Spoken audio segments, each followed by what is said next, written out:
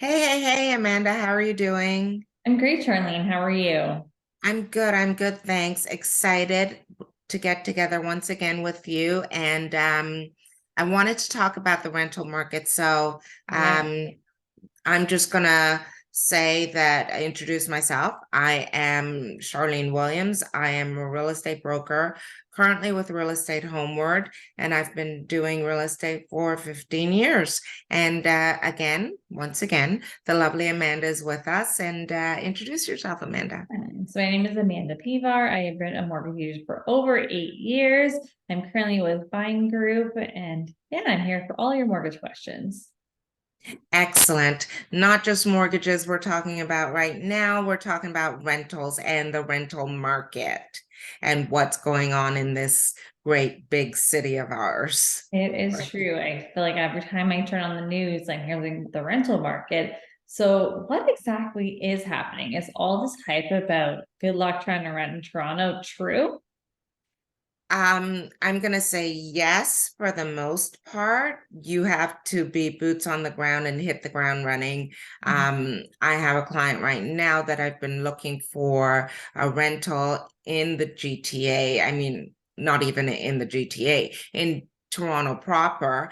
And, I put in an offer for her on a property that there were 9 offers. Wow. And the agent said, um, 7 of them were significantly over asking. And Sounds like that's a rental, Yeah, it almost sounds like it's harder to get a rental right now than it is to purchase a condo or a property. which is something I told another client of mine, Mhm. right? He Very didn't have the correct paperwork that the landlords are looking for. I said, it's way less paperwork for you to purchase than it is to rent in some cases because landlords need a certain amount of reassurance that you're gonna take care of their property, right? Exactly. And they'll be So paid every month to cover their expenses. exactly. Your monthly salary has to reflect the fact that you can pay the rent as well as in some cases utilities. Yeah. So yeah, I'm on my third offer with this particular client, and the second offer had five five people bidding on it. Wild. And yeah, so hopefully we'll get this one. Yeah, fingers crossed for you. I mean, that's crazy when you think that there's condos and other properties have been sitting on the market for 20, 30 days for purchase. So it actually would be. And I think what a lot of people don't realize too, if you actually break down your cost of owning versus renting, there's not usually a huge difference when you then factor in the fact that you're paying principal, not just somebody else's mortgage. Right. Rent And essentially is one.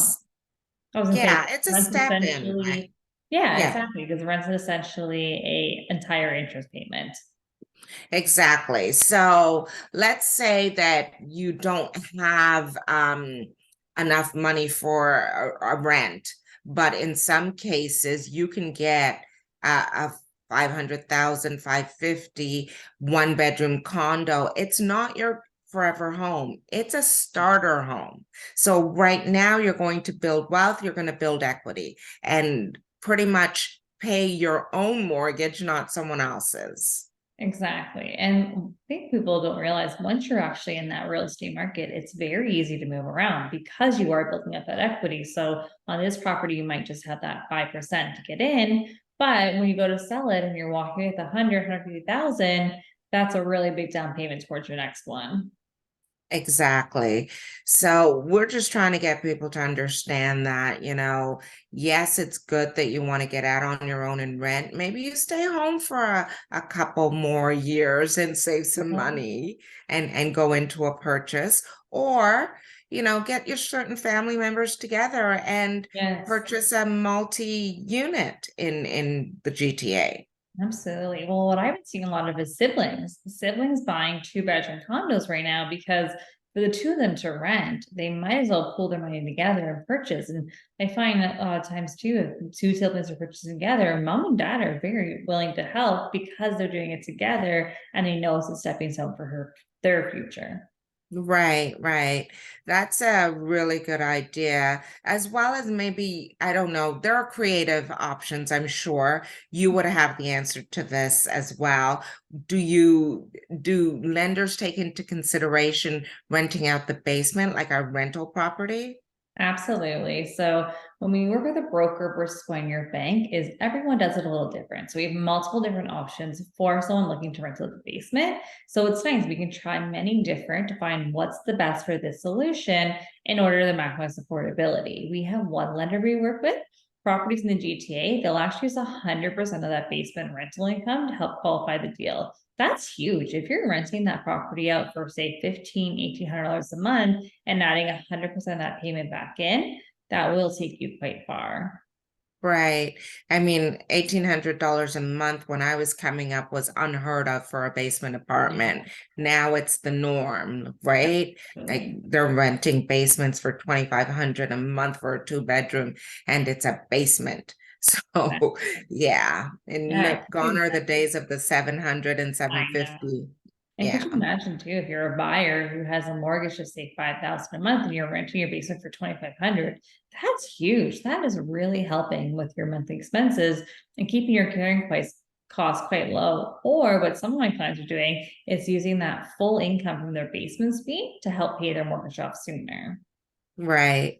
Which is another great idea. And so, I mean, we're saying that there are options out there. Well, Yes, you can go and rent if you want to.